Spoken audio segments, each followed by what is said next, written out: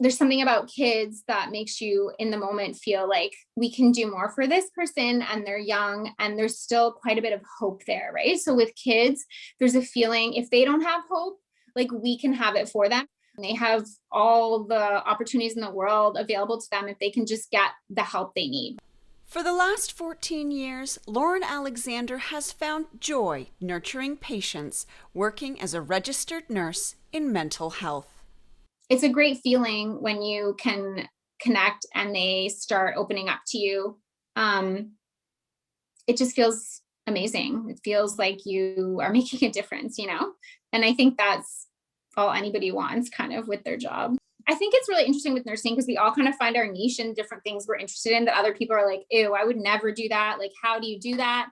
And I mean, medical nurses will always be like, ugh, I don't know how you do mental health. And I'm always like, ugh, I don't know how you do medicine or surgery or whatever.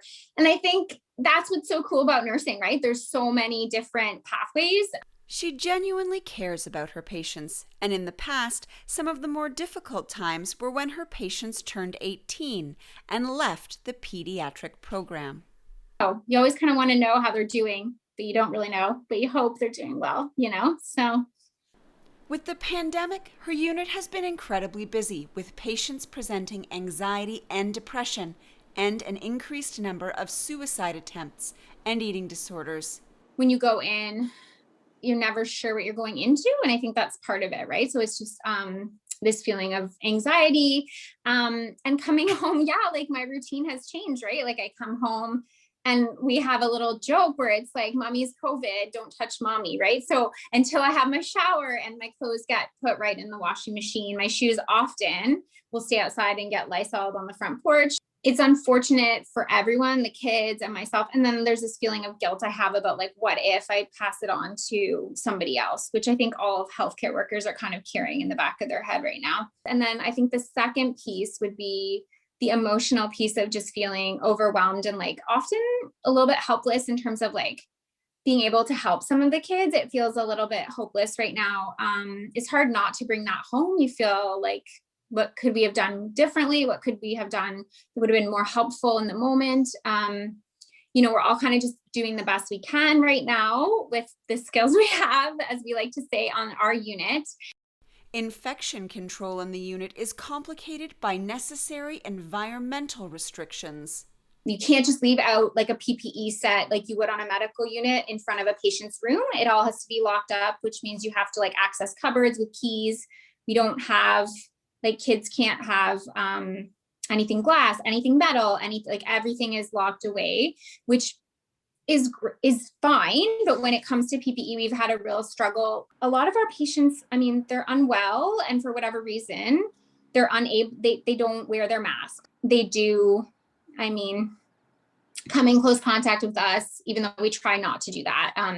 Sometimes it's because they're aggressive. Sometimes it's because they're psychotic that they can't follow instructions. Sometimes it's just people being somewhat defiant in terms of like, that's just part of their illness.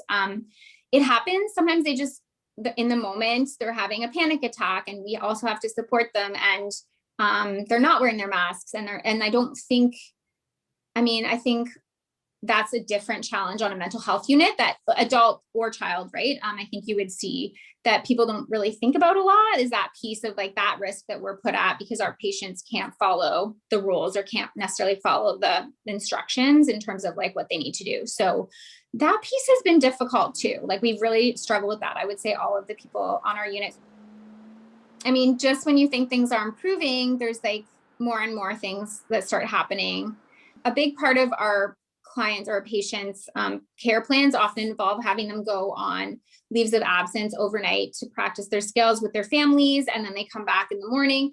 Those for a long time were taken away because we didn't want patients going back and forth, which meant the staffing stayed the same as when we had less patients, but all of a sudden we had a bunch of patients again because they weren't going anywhere. That's nobody's fault. It's just, it is what it is, but it's stressful, right? So it increases stress, it increases people feeling tired and burnt out. They need a break, like everyone, right? But I think, you don't really have that option, right? Because it's probably one of the busier areas right now. So it is what it is, but yeah. Without the support of her fellow staff and management, it would be much worse. When things have happened because of sort of some issues with COVID positive patients and people feeling overwhelmed, we've all been there to support each other. It really is a feeling of a family and support. And I don't think if we didn't have that, I think it would be a lot more difficult to deal with. I think that support is always there. Happy National Nurses Week, Lauren. Thanks for all you do. Reporting for Halton News, I'm Nikki Wesley.